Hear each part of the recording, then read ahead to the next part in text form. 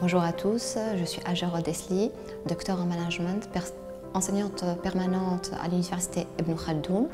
Je suis venue cet après-midi partager avec vous les différentes manières de donner du sens aux pratiques managériales.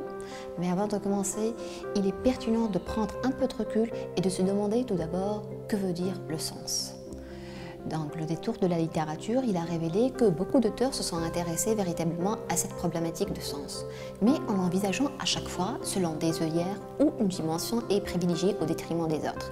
C'est-à-dire, c'est tantôt la direction, c'est-à-dire le sens, il est défini en tant que direction, c'est tantôt la signification, la sensibilité, et même il y a des auteurs qui en définissent même le sens en tant que cohérence, conscience, intentionnalité, voire même interprétation. Ces acceptions expliquent effectivement des formes de sens ou des déclinations de sens, mais ne renseignent pas toutes conjuguées ensemble à la manière de donner du sens aux pratiques managériales. Parallèlement, dans le milieu des affaires, le concept de sens il a été tellement abordé dans le discours de beaucoup de dirigeants. Ces dirigeants affirment effectivement qu'il est pertinent, qu'il est nécessaire de donner du sens aux pratiques managériales. Mais les dirigeants, ils ne vont pas explorer et analyser la manière de sa mise en œuvre concrète.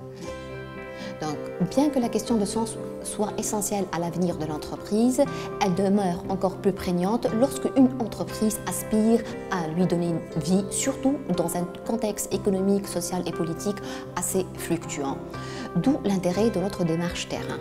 Après avoir analysé les verbatims, il en est ressorti les éléments suivants. Tout d'abord, il n'est pas possible de donner du sens sans une direction, sans une politique générale. La politique générale, elle consiste à définir votre vision, votre mission, votre stratégie et votre identité à la fois visible et invisible. Commençons tout d'abord par la vision. La vision, c'est l'image projetée dans l'avenir d'une entreprise. Elle est généralement, c'est-à-dire, sa formulation doit être simple, facile à comprendre, authentique, et suffisamment large afin que tout le monde puisse y contribuer. Mais aujourd'hui, la vision à elle seule, elle ne peut pas donner du sens à elle seule. Donc, un auteur américain et un consultant en management, il a cherché à explorer la philosophie qui anime les entreprises prospères, c'est-à-dire qui perdurent plus que 100 ans. Ces recherches ont montré que ces entreprises avaient deux traits distinctifs, à savoir leur créateur s'est attaché à construire et à bâtir une horloge capable à survivre autant aux événements, aux imprévus et aussi au départ des hommes. Ces entreprises ont aussi cherché à plonger leurs racines dans une idéologie forte. Celle-ci affiche des valeurs et une raison d'être. En conséquence, la vision ne peut pas donner du sens sans qu'elle s'accorde avec une certaine direction éthique. Bien évidemment, une éthique qui se vit et qui se ressent par les différents acteurs de l'entreprise. Une éthique qui donne légitimité aux actions de construction de sens aux pratiques managériales. Et non pas une éthique qui apparaît comme une simple déclaration d'intention, c'est-à-dire formalisée dans des codes, des chartes, des politiques ou des réglementations et sans cohérence pratique.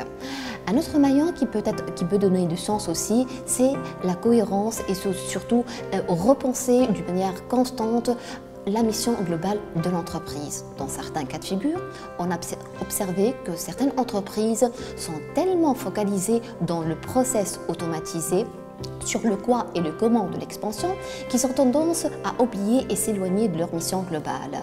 Donc nous pensons que l'entreprise doit veiller à satisfaire plutôt les besoins de toutes les parties prenantes et non pas seulement se limiter, c'est-à-dire aux besoins des clients ou bien des actionnaires.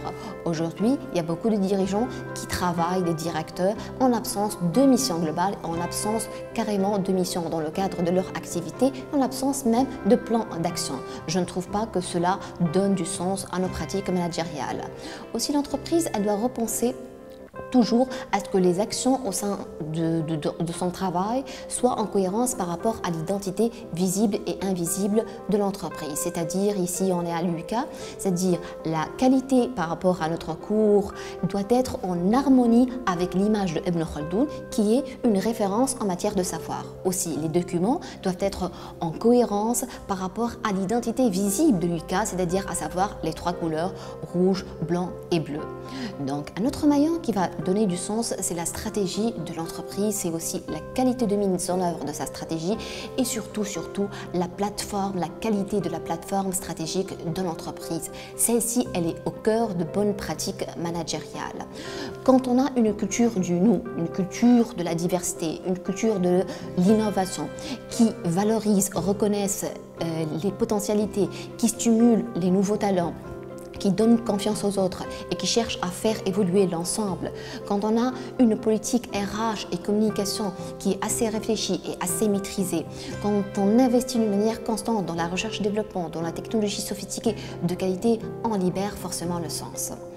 Il est vrai aussi que le sens, il est par nature singulier, subjectif, c'est-à-dire deux managers ou deux directeurs, deux frères, ils ont une lecture différente du sens et comment donner du sens par rapport aux pratiques managériales.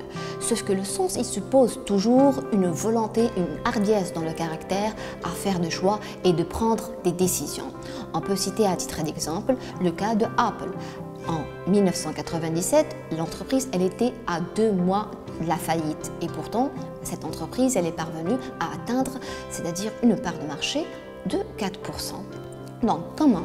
C'est par la décision de Steve Jobs, lorsqu'il a pris cette décision de nettoyer le portefeuille, c'est-à-dire produit de l'entreprise, en supprimant 14 PC commercialisés sur 15, en supprimant toutes les imprimantes, les périphériques, en externalisant la production et aussi en réduisant les circuits de distribution de 6 à 1. Donc cette décision, elle a permis de donner du sens aux pratiques managériales chez Apple.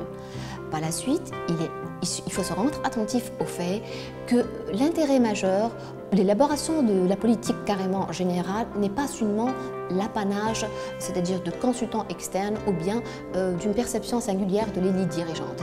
Si les employés n'ont pas été impliqués dans l'élaboration de cette politique générale, tous ces concepts, ils risquent de demeurer des simples exercices théoriques, c'est-à-dire des simples images pour enjoliver l'image de l'entreprise, dans certains cas de figure pour attirer les bailleurs de fonds ou comme une simple déclaration d'intention pour octroyer des certifications ou des accréditations. Donc l'implication des employés est aussi une opportunité pour cultiver l'imaginaire, libérer l'inventivité et reconnecter l'employé à son potentiel. L'implication aussi, il faut faire très attention et souligner que la surimplication ou bien la sous-implication des employés n'est pas aussi bonne. Il faut choisir le juste milieu.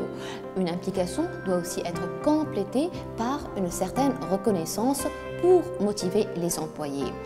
Il faut aussi choisir le juste milieu quant à la planification des réunions, c'est-à-dire éviter les réunions à rallonge, les réunions qui sont communiquées 15 minutes à l'avance ou bien des réunions qui n'ont pas de valeur ajoutée.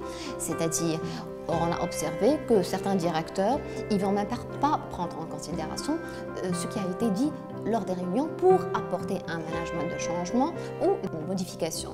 Et du coup, des réunions sans humilité, sans bienveillance, sans acceptation des erreurs, sans une volonté de changer et sans action concrète, ça ne donne pas forcément du sens à nos pratiques. Pour revenir un peu plus par rapport à la stratégie de l'entreprise, nous pensons aussi que la plateforme stratégique de l'entreprise, qui est définie par le Boston Consulting Group comme étant un ensemble homogène de compétences et de capacités organisationnelles. Donc idéalement, il faut combiner deux formes de compétences. Les compétences métiers, c'est-à-dire mon diplôme en tant que docteur, en tant qu'ingénieur, en tant que technicien ou médecin, mais aussi d'autres compétences élargies, c'est-à-dire la capacité d'analyse, de synthèse, l'aptitude à communiquer, l'engagement responsable par rapport aux résultats, l'intégrité professionnelle. Parmi la capacité organisationnelle, on peut citer à titre aussi d'exemple, c'est-à-dire la capacité à comprendre des marchés divers, à comprendre des cultures différentes, la capacité d'accueil, la capacité de maintenir une relation clientèle pérenne et durable, la capacité à anticiper les choses. Parmi la capacité, on peut citer également la capacité à bien communiquer surtout. On ne peut pas imaginer aujourd'hui une entité humaine sans ce liant qui permet la relation, qui favorise l'échange, qui instaure carrément la confiance. Une communication à sens, elle suppose un système d'information de qualité, elle suppose un référentiel de communication à la fois interne et externe, une charte éthique numérique, c'est-à-dire qui est élaborée par l'entreprise et qui est en même temps communiquée aux différents internautes.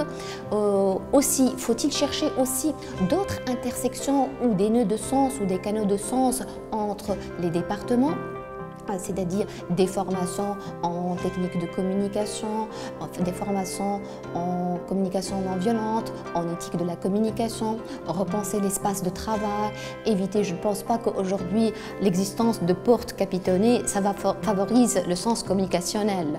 Donc aussi penser à investir et veiller à investir surtout dans des outils de communication qui soient de qualité. Parmi la capacité organisationnelle, on peut citer aussi la substance de votre RH.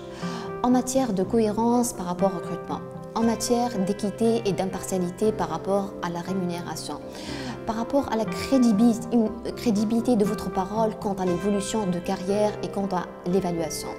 Les employés ont besoin, au-delà de cette structure, d'écoute, ils ont besoin de bienveillance, ils ont besoin de sentir qu'on s'intéresse véritablement à eux. Ils ont besoin de sentir qu'ils sont utiles et qu'ils constituent une partie intégrante de l'entreprise. À ce moment-là, ils vont se reconnaître dans les valeurs communes de l'entreprise. Les employés cherchent aussi à combler d'autres besoins, tels que des besoins de cohérence, d'équité, de qualité de vie au travail, d'une certaine autonomie et de liberté, d'implication et aussi d'accomplissement. Donc l'entreprise doit veiller à développer un haut degré de conscience pour assurer une politique RH surtout et communication qui soit responsable et cohérente. Nous pensons qu'il faut voir la fonction RH et la communication comme une fonction qui est éclatée dans l'entreprise. Ça peut être une nouvelle perspective managériale si nous voulons véritablement donner du sens à nos pratiques. La construction de sens, elle transborde la limite d'un service ou d'un département. Il est toujours possible de donner ce sens sans pour autant avoir des ressources suffisamment supérieures. Ça peut être un sourire, ça peut être une poignée de main, ça peut être une authenticité à l'égard de l'employé. Ce qu'il faut en synthèse, on peut synthétiser tout ça en disant que l'intérêt majeur, ce n'est pas de construire ce sens aujourd'hui, l'intérêt majeur, c'est de le maintenir dans la durée et que finalement, le sens, il alimente le sens.